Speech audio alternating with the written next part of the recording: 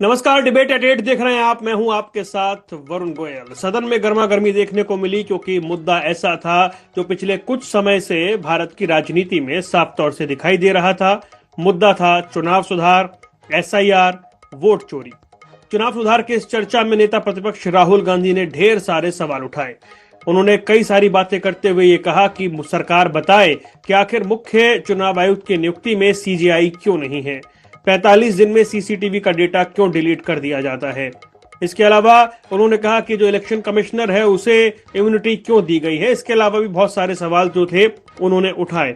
लेकिन उसके बाद जब गृह मंत्री अमित शाह ने सवालों का जवाब देना शुरू किया तो सदन में काफी तीखी नोकझोंक हुई।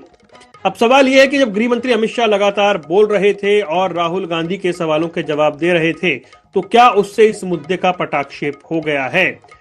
गृहमंत्री अमित शाह ने कहा कि राहुल गांधी को उनकी टीम बताती नहीं है, रिसर्च ठीक नहीं है, क्योंकि इससे पहले इलेक्शन कमिश्नर की नियुक्ति हुई है, आज तक कांग्रेस के शासन में कोई भी ऐसी नियुक्ति नहीं है जिसमें सीजीआई की भूमिका रही हो। इसके अलावा 45 दिन की तक सीसीटीवी फुटेज उसके बाद डिलीट करने के रिकॉर्ड पर भी उन्होंने बताया कि यह प्रावधान शुरू से रहा है जिसमें अगर 45 दिन तक चुनाव को चैलेंज नहीं किया जाता तो फिर चैलेंज नहीं किया जा सकता, और अगर चुनाव को चैलेंज कर दिया जाता है तो फिर सीसीटीवी फुटेज सेव कर लिए जाते हैं। साथ ही जो उन्होंने बात कही कि किस तरीके से इलेक्शन कमिश्नर जो है उन्हें इम्यूनिटी दी जा रही है, उन्होंने कहा यह भी जनप्रतिनिधि कानून बहुत पुराना है, इसमें कुछ नया नहीं है, ये कई दशक पुराना है, इसे सिर्फ मुद्दा बनाया जा रहा है। उसके बाद विपक्ष ने वॉकआउट किया। राहुल गांधी ने बाहर आकर कहा कि मेरे सवालों के जवाब नहीं दिए हैं, जबकि गृह मंत्री अमित शाह ने कहा कि चाहे नई वोटर लिस्ट हो या पुरानी वोटर लिस्ट, आपका हारना तय है, क्योंकि उन्होंने कांग्रेस के चुनाव लड़ने के तरीकों पर भी सवाल उठाए हैं। आज इसी पर हम बात करने जा रहे हैं। कई खास मेहमान हमारे साथ जुड़ रहे हैं जिनके साथ आज इस चर्चा को हम करेंगे और जानेंगे कि इस मुद्दे में अब स्थिति क्या बच रही है। कैप्टन इंद्रजीत सिंह, प्रवक्ता भारतीय जनता पार्टी, हमारे साथ जुड़ गए हैं। सिद्धार्थ तंवर, कांग्रेस का पक्ष रखने के लिए हमारे साथ हैं, और इस विषय की गहराई पर जाने के लिए राजनीतिक विश्लेषक के तौर पर संदीप चौधरी हमारे साथ जुड़ गए हैं। आप सभी का बहुत बहुत स्वागत है। तो शुरुआत सबसे पहले कर लेते हैं कैप्टन इंद्रजीत से। कैप्टन साहब, अब ये विषय कितना बचता है? हालांकि गृह मंत्री के संबोधन के बाद, सवालों के जवाब देने के बाद, विपक्ष के वॉकआउट के बाद राहुल गांधी ने कहा कि हमारे सवालों के जवाब नहीं मिले हैं। राहुल गांधी एक ऐसे नेता है कि जो जिनके पास ना तो कोई विजन है, ना कोई जिम्मेवारी है, और ना ही कोई उनका जो है ना कोई रोड मैप है कि राजनीति कैसे करना है। वो कहीं भी कुछ भी कहते हैं और अपने ही कहने से पलट जाते हैं या भाग जाते हैं। अब 2 दिन का समय सदन का राहुल गांधी ने सिर्फ वोट चोरी के ऊपर जो है ना बयां करवाया। इन्होंने ही मांग रखी थी। जब उसके ऊपर अमित शाह खुल के पूरी एक एक बात का जवाब दे रहे थे तो सदन छोड़ के भाग गए। हमने पहले भी हर एक डिबेट में कहा है कि राहुल गांधी का ये स्टेटर बन चुका है कि वो या तो सदन में हंगामा मचाएंगे या सदन छोड़ के भाग जाएंगे। वही कल उन्होंने किया। अरे जब आपने ही इसकी मांग रखी है और आपकी ही मांग के ऊपर गृह मंत्री विस्तार से चर्चा कर रहे, एक एक पॉइंट टू पॉइंट जवाब दे रहे, तब आप भाग गए। जब आपने फिर मांग करी क्यों? जब आप सुनना ही नहीं चाहते हो तो कुल मिला के वो है कि राहुल गांधी कोई नेता नहीं है। राहुल गांधी की हालत वो है जो कोई बच्चे होते हैं ना कि वो हमें पहले बैटिंग करने दो तो मैं खेलूंगा, नहीं तो मैं जा रहा हूं। तो इस सोच के राहुल गांधी है। इसलिए कांग्रेस की दुर्दशा इतनी बुरी हो चुकी है कि आज कांग्रेस में ना नेता बचे हैं, ना नीति बची है, और विजन कुछ है ही नहीं इनका। तो राहुल गांधी के भरोसे कांग्रेस तो अब जहां जा रही है वो धीरे धीरे देखना कहां क्या होगा। अरे भाई 2 दिन का जो आपने सदन का समय व्यस्त करवाया है, बर्बाद समय किया है, करोड़ों रुपए जनता की गाड़ी कमाई का पैसा लगता है सदन में, और जो ये इसी मांग भी इन्होंने ही रखी थी, और फिर जब उसका जवाब सुनने का आया छोड़ के भाग गए। तो इसका मतलब क्या रह गया? इसका मतलब यही है कि राहुल गांधी को राजनीति आती नहीं है, बहस करना आता नहीं है। अगर वो बहस करना जानते, राजनीति की सोच होती उनकी, तो वो बराबर बैठ के लास्ट तक सुनते। जब आपने कहा है, सरकार ने पूरी बात आपकी सुनी, आपने क्या क्या कहा, अब जब सरकार का समय आया जवाब देने का तो आप भाग गए हो। और हर बार राहुल गांधी, आप कोई भी सत्य उठा के देख ले, राहुल गांधी यही करते हैं। जैसे ही हम्म। सरकार जवाब देती, सरकार बोलना शुरू करती, तो तुरंत भाग जाते हैं। तो ये ठीक है। भगोड़े हैं। अभी अभी सदन से भाग रहे हैं, थोड़े दिन देश से भी भाग जाएंगे। सिद्धार्थ जी। तंवर गृह मंत्री ने यह भी कहा कि मेरे संबोधन के बाद कोई सवाल रह जाता है तो आप पूछिए, मैं जवाब दूंगा, लेकिन उससे पहले विपक्ष का वॉकआउट हो गया। अब जब गृह मंत्री पॉइंट दर पॉइंट ये समझा रहे थे कि देश आजाद होने से लेकर अब तक किसी भी इलेक्शन कमिश्नर की नियुक्ति में सीजीआई की भूमिका नहीं रही है, और 2022-23 में एक एप्लीकेशन लगाई गई थी, उसमें यह कहा गया कि नई व्यवस्था होने तक सीजीआई उसमें रहेंगे, तो फिर ये वाली मांग क्यों की जा रही थी? ये उन्होंने बताया कि आज तक जितने कांग्रेस के काल में प्रधानमंत्री रहे, किसी भी इलेक्शन कमिश्नर की नियुक्ति में सिर्फ प्रधानमंत्री का ही अप्रूवल होता था, इसके अलावा कुछ नहीं हुआ। 45 दिन का डेटा उन्होंने बताया कि ये रिकॉर्ड भी बहुत पुराना है, जब सीसीटीवी नहीं होता था तब भी, कि आप अपील करिए, वो सीसीटीवी फुटेज जो है वो फ्रीज कर लिया जाएगा 45 दिन के बाद। पहले भी वो कह रहे हैं ये होता था कि अगर आप कोई ऑब्जेक्शन लाते हैं तो वो मान्य नहीं होगा, वो सीसीटीवी फुटेज को लेकर भी है। और इलेक्शन कमिश्नर को इम्यूनिटी के सवाल पर भी उन्होंने बताया कि ये भी पुराना प्रावधान है, ये पुराना कानून है 1990-91 का, तब से सिस्टम चला आ रहा है। अब क्या सवाल बाकी रहे? देखिए, कांग्रेस पार्टी जब भी सवाल पूछती है, चाहे प्रेस कॉन्फ्रेंस के माध्यम से राहुल जी ने पूछा हो, चाहे सदन में राहुल गांधी जी ने पूछा हो, जो भी सवाल पूछे उनका जवाब चुनाव आयोग को देना चाहिए। चुनाव आयोग तो सब जवाब देने से बचता है। प्रेस कॉन्फ्रेंस में सबूतों के साथ राहुल गांधी जी वहां पर पूरा प्रेजेंटेशन दिखाते हैं, एक एक प्रूफ दिखाते हैं, जिनकी वोट कटे हैं, जिनके वोट जुड़े हैं, फर्जी तरीके से जो वोट काटे गए हैं एसआईआर के नाम पर, उनको अपनी प्रेस कॉन्फ्रेंस में बुला करके स्टेज पर सबके सामने उन लोगों को वहां पर बताते हैं कि देखिए इन लोगों का वोट कटा है। चुनाव आयोग को एक सवाल का भी जवाब देते नहीं बन रहा है। वो उल जुलूल की बातें कर रहा है। जब कैमरे की बात आती है कि सीसीटीवी फुटेज क्यों नहीं दिखाई जाती है, क्यों डिलीट कर दी जाती है, तो कहा जाता है इसमें हमारी बहन बेटियों के क्या फुटेज देखना चाहिए। मतलब क्या क्या लॉजिक दिया जा रहा है, इलॉजिकल बात की जा रही है और सवाल के जवाब देने के बदले उल्टा आरोप लगाए जा रहे हैं। अब रही बात सदन की, सदन के अंदर कल आपने देखा होगा किस तरीके से राहुल गांधी जी ने, जब वो सवाल पूछ रहे हैं तो उसके बाद उनके जवाब तो ना देकर के इधर उधर बातों को घुमाया जा रहा है। तो वॉकआउट नहीं करेंगे तो क्या करेंगे? वो सवाल राहुल गांधी के निजी अपने सवाल नहीं है, वो देश की जनता के लिए वो सवाल पूछ रहे हैं। जो भी सवाल है उनका जवाब दे दीजिए। और रही बात सीजीआई, वो कह रहे हैं कि चुनाव आयोग के इम्यूनिटी की, चुनाव आयुक्त की जो नियुक्ति का था उसमें सीजीआई थे। और दूसरी बात, जो भी जब चुनाव आयुक्त को इम्यूनिटी दी गई कि इनके ऊपर कोई कार्यवाही नहीं हो सकती, और फिर जो 45 दिन का कहा गया कि ये सब जो है रूल्स चेंज किए गए हैं, जो रूल चेंज किए गए हैं, इसमें एक सवाल है, जब जब गृह मंत्री ये बता रहे हैं कि 1951 से लेकर के 2022 तक सिर्फ प्रधानमंत्री की फाइल आगे जाती थी और उस पे चुनाव आयुक्त नियुक्त हो जाता था, तो इसमें कौन सी फैक्चुअल गलती है ये बताएं। नहीं, 70 साल कांग्रेस की सरकार, इनसे बाहर निकल करके जो आज के मौजूदा सवाल हैं उन पर जवाब देने की जरूरत है। 70 साल का तो गाना गाते हुए इनको खुद 11-12 साल हो चुके हैं। कांग्रेस के राज में क्या हो रहा था उससे अलग करने के लिए ही तो आप लोगों को बुलाया गया था। ये लोग तो कांग्रेस के राज से अलग करने के लिए आए थे, कांग्रेस को गरिया करके आए थे। तो अब तो इनको वो दिखाना चाहिए ना कि हम उनसे, कांग्रेस से कितने अलग हैं। ठीक है, कांग्रेस से कितने अलग हैं, ठीक है, इस पे आते हैं। और इस बात को आगे बढ़ाते हुए संदीप चौधरी जी, वैसे देश के इतिहास में एक रिकॉर्ड भी है कि एकमात्र इलेक्शन कमिश्नर हैं जो अपना कार्यकाल पूरा करने के बाद सरकार में बतौर मंत्री शामिल हो गए थे, डॉक्टर मनमोहन सिंह की सरकार में। खैर वो ये कह रहे हैं कि भाई उन पीछे वाली बातों को मत करिए, लेकिन गृह मंत्री ने जिन सवालों के कल जवाब दिए हैं, जो चुनावों के पीछे नतीजे आए हैं, जैसे अभी हमने देखा बिहार का रिजल्ट आया, जो मेन चेहरा था तेजस्वी यादव, उन्होंने अभी तक एक शब्द ये वोट चोरी या इन चीजों को लेकर नहीं बोला है अभी तक भी। इस मुद्दे में कितना दम अभी बचा है मौजूदा परिस्थिति में? देखिए वरुण जी, मुझे लगता है कुछ ना कुछ मुद्दे बनाए जाते हैं विपक्ष के द्वारा कि भाई किस तरीके से हमें सुर्खियों में रहना है, किस तरीके से विपक्ष का रोल अदा करना है। इससे ज्यादा मुझे कुछ भी नहीं लगता। आप ये देखिए, जब कांग्रेस सरकार होती थी, कांग्रेस का ही चुनाव आयुक्त होता था, तब कैसे कांग्रेस हारती चली गई। बिहार में लंबे समय से कांग्रेस की सरकार नहीं है, बंगाल में लंबे समय से कांग्रेस की सरकार नहीं है, उत्तर प्रदेश में लंबे समय से कांग्रेस की सरकार नहीं है, और भी ऐसे कितने स्टेट हैं और कई जगह ऐसा है जहां मिलजुल कर कांग्रेस सरकार चला रही है।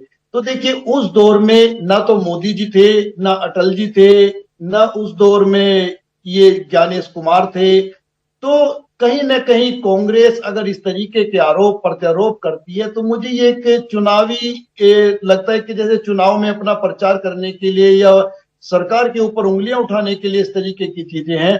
देखिए अगर कहीं कांग्रेस को रिप्लेस करके समाजवादी पार्टी खड़ी हुई है तो इसमें ना बीजेपी का दोष है ना चुनाव आयोग का दोष है। अगर कहीं ममता बनर्जी खड़ी हुई है कांग्रेस को रिप्लेस करके तो ना इसमें बीजेपी का दोष है ना चुनाव आयोग का दोष है। अगर कहीं नीतीश कुमार या लालू प्रसाद यादव मजबूत हुए हैं किसी स्टेट में, ना उसमें बीजेपी का दोष है ना उसमें चुनाव आयोग का दोष है। अगर उड़ीसा में लंबे समय तक नवीन पटनायक की सरकार चलती रही कांग्रेस को रिप्लेस करके, ना उसमें बीजेपी का दोष है ना उसमें चुनाव आयोग का दोष है ना उसमें ज्ञानेश कुमार का दोष है।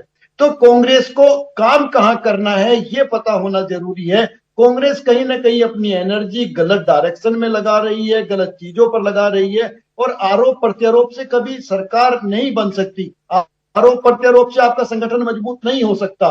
देखिए आपको इंदिरा गांधी को फॉलो करना पड़ेगा। इंदिरा गांधी ने कैसे सरकारें चलाई, कैसे लोगों के दिल में राज किया, पंडित नेहरू क्यों दुनिया में इतने पॉपुलर थे, उन चीजों को आपको देखना पड़ेगा। इवन राजीव गांधी तक वो दौर चला कि लोग कांग्रेस को पसंद करते थे, लोग कांग्रेस से जुड़ते थे। आज क्षेत्रीय दलों से जुड़ना लोग ज्यादा पसंद करते हैं कांग्रेस के बजाय। तो ऐसा क्यों हो रहा है, कहां कांग्रेस गलती कर रही है, इन चीजों पर फोकस करना पड़ेगा। और जिस तरीके से आज अमित शाह जी ने संसद के अंदर राहुल गांधी की बातों के जवाब दिए, देखिए पूरे देश की वो चीजें समझ में आ गई है कि इस तरीके के आरोप प्रत्यारोप, कुछ लोग कंफ्यूज थे, उनको लगता था कि जैसे चुनाव आयोग सारी गड़बड़ कर रहा है या चुनाव आयोग का जो सिलेक्शन है वो पहली बार इस तरीके से हुआ कि वो मोदी जी ने कर दिया, और पहले ऐसा नहीं होता था। पहले जैसे जनता चुनती थी या सुप्रीम कोर्ट के जज ही बनाते थे। लेकिन जिस तरीके से अमित शाह जी ने ये चीजें सामने रखी, मुझे लगता है टाइम टू टाइम इसी तरीके से प्लेटफॉर्म पर बात रखने की जरूरत होती है ताकि आम आदमी को भी समझ में आए और विपक्ष के जो दल कांग्रेस के पीछे लामबद्ध होते हैं उनको भी चीजें समझ में आई। तो आज काफी कुछ स्पष्ट हुआ है। ठीक है, इसमें इसमें मैं एक सवाल और करके आगे बढ़ूंगा। क्या कांग्रेस के सहयोगी इस बात को समझ रहे हैं? जैसे उमर अब्दुल्ला ने आउटराइट रिजेक्ट कर दिया वोट चोरी की बात को, जैसे हम कह रहे हैं तेजस्वी यादव इस पर बात ही नहीं कर रहे, वो एक शब्द नहीं कह रहे कि ऐसा कुछ हुआ है। तो कांग्रेस के सहयोगी इस बात को समझने लगे हैं क्या? देखिए कांग्रेस के सहयोगी बिल्कुल इस बात को समझ रहे हैं, और कांग्रेस के जो आज सहयोगी हैं वो ये भी समझ रहे हैं। आपने बहुत अच्छा जम्मू कश्मीर का एग्जाम्पल दिया। जम्मू कश्मीर में अब्दुल्ला की सरकार है, फारूक अब्दुल्ला की सरकार है, अमर अब्दुल्ला की सरकार है।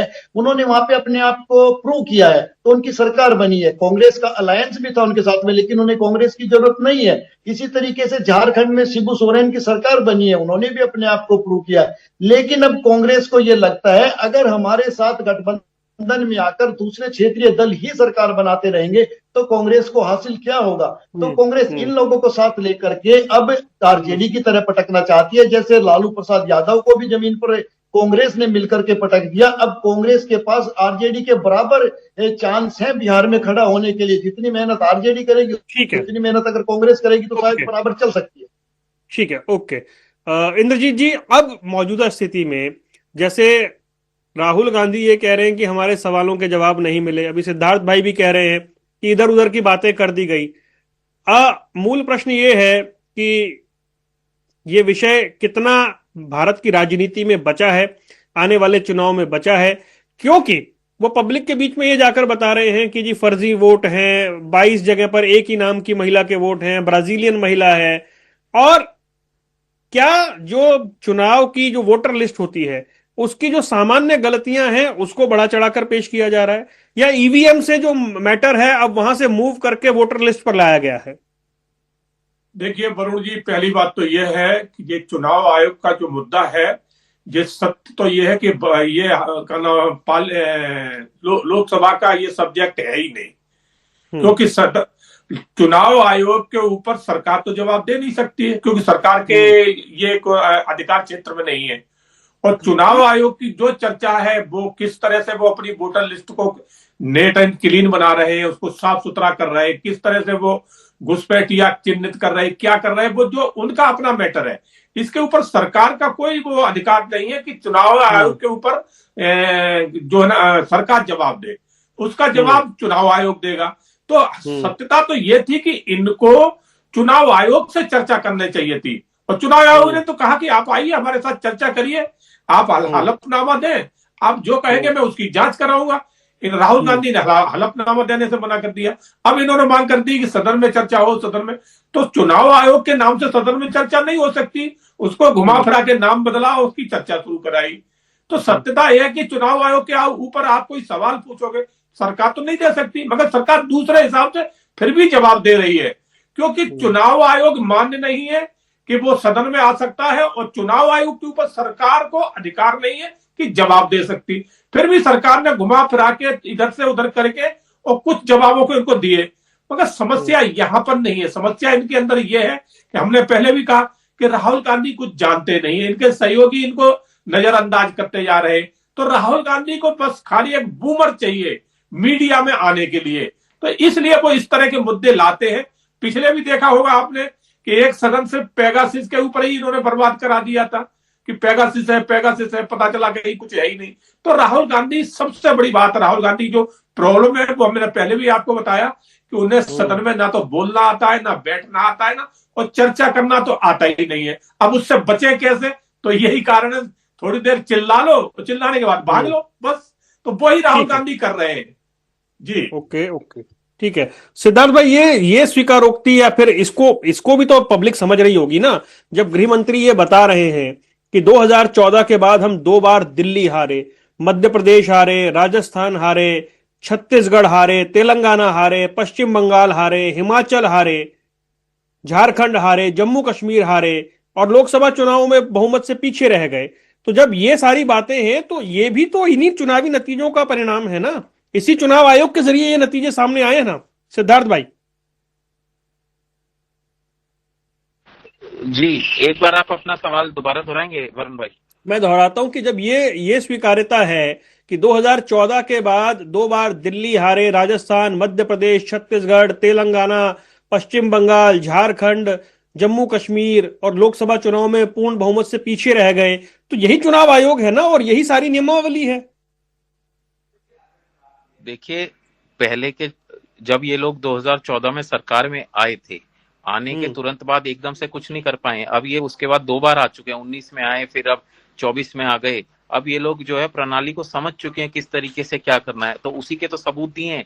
ब्राजीलियन मॉडल का फोटो वोटर लिस्ट में लग रहा है, एक एक महिला का 60-60, 70-70 वोट है ये। और एक चीज मैं इसमें बताना चाहता हूँ, कर्नाटक में हमारी सरकार है, कांग्रेस पार्टी की सरकार बनी है, उसके बाद भी हम लोगों ने वहां की जो है जांच की। जांच करने के बाद मधेपुरा सीट जो वहां की है, वहां सीट का जो पूरा आंकड़ा राहुल जी ने पेश किया सबके सामने है।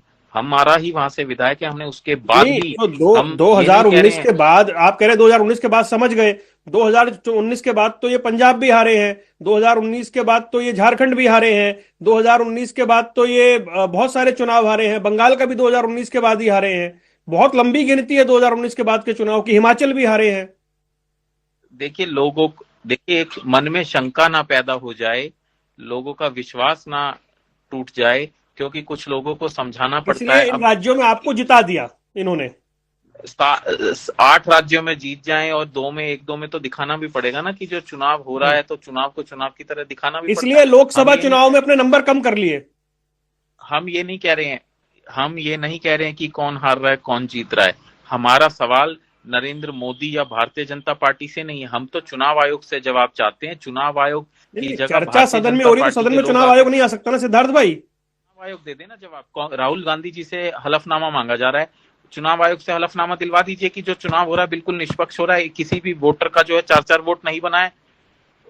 अभी दिल्ली के लोग जो हैं, अभी बिहार में वोटिंग हुई है, उसमें दिल्ली से कितने लोगों के वोट पकड़े गए कि यहाँ भी वोट डाल रहे हैं, उधर भी वोट डाल रहे हैं। कांग्रेस के मुख्य प्रवक्ता जो है पवन खेड़ा जी को नोटिस जारी कर देता है चुनाव आयोग आनंद फानंद में 24 घंटे के अंदर कि आपका 2 वोटर आई कार्ड है। कितने लोगों का पकड़ा गया है अभी बिहार चुनाव में? इंद्रजीत जी कुछ ऐड करना चाह रहे हैं जी, इंद्रजीत जी बोलिए। देखिए, ये कह रहे हैं कि वोटर लिस्ट में गड़बड़ी है और चुनाव, बोले हमें सरकार से नहीं, हम चुनाव आयोग से जवाब चाहते हैं। तो फिर चुनाव आयोग से जवाब चाह रहे थे तो आप चुनाव आयोग के पास जाना चाहिए। फिर आपने ये मांग क्यों करी कि सदन में इसके ऊपर चर्चा होना ही नहीं? फिर तो आपकी मांग ही गलत थी, आपने गलत मांगा। चुनाव आयोग के पास आपको चर्चा करना चाहिए। चुनाव आयोग सदन में तो आ नहीं सकता क्योंकि वो सदन का सदस्य नहीं है, इसलिए वो सदन में नहीं आ सकता। तो पहली बात। और दूसरी बात, इन्होंने कहा कि इस तरह से हारे, उस तरह से हारे। अरे जनाब, आप अपनी पहले ये देखिए कि आप जनता आपको कहां देख रही है। राहुल गांधी को जनता नेता नहीं मानती है। तो आप अपने पहले गिरेबान में झांक के देखिए कि अब राजनीति के योग्य आप बच्चे नहीं है। वो समय आपका गुजर गया जब एक छत्र आपका राज्य चलता था, मगर अब नहीं चलेगा क्योंकि अब जनता समझदार है। हर किसी के हाथ में इंटरनेट है, मोबाइल है। वो 2 मिनट में देख लेती कि आप जो कह रहे हो उसमें फर्क कितना है, आपकी करनी क्या है, कथनी क्या है। तो समस्या यही। और फिर इन्होंने कहा कि चुनाव आयोग जो है ना, वहां पर इतने वोट फर्जी निकले, वहां पर बहुत अच्छी बात है। फिर तो चुनाव आयोग जो कर रहा है बहुत अच्छा काम कर रहा है। चुनाव आयोग यही तो कर रहा है। मैं एक लाइन ऐड कर देता हूं इसमें। शकील अहमद बहुत सीनियर कांग्रेस लीडर है, बहुत सीनियर। उन्होंने ये कहा अभी पिछले दिनों कि अगर 65 लाख फर्जी वोट काटे गए तो 65 लोग भी सड़क पर प्रोटेस्ट करने क्यों नहीं उतरे। बिल्कुल सही बात है। 65 वहां बिहार के जो है ना, ये कोर्ट ने तो ये कहा है कि आप 5 लोग ही लाके खड़े कर दो जो कहे कि हमारे वोट कट गए। तो ये 5 एक फाइनल कमेंट लेना है। ठीक है, एक फाइनल कमेंट। संदीप ये बताएं मुझे कि ये कांग्रेस अगर इसी मुद्दे के साथ आगे कंटिन्यू रहती है, उसको फायदा है या नुकसान है, या वाकई वो इसे पब्लिक के बीच उस तरह पहुंचा पा रही है, या पब्लिक समझ पा रही है कि इस मुद्दे में उतना दम नहीं दिख रहा?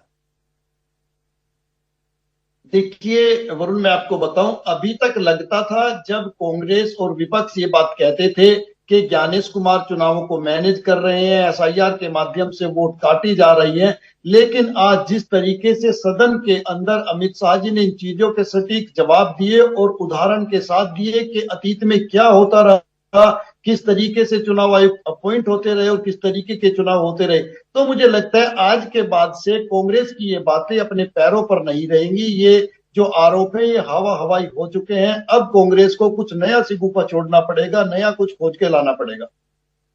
चलिए, इस एक ऐसे विषय पर हम बात कर रहे थे जिससे हम समझना भी चाह रहे थे कि इस सत्र में चुनाव सुधार पर एक व्यापक चर्चा हो चुकी है। राजनीति के दिग्गज, उधर राहुल गांधी, इधर अमित शाह के बीच सवाल जवाब हो चुके हैं। अब ये जो मामला है जनता के बीच, उसका क्या एक स्वरूप निकल कर आता है, जनता उसे किस तरीके से लेती है, ये भविष्य में तय होगा। आप तीनों मेहमानों का जुड़ने के लिए बहुत बहुत शुक्रिया।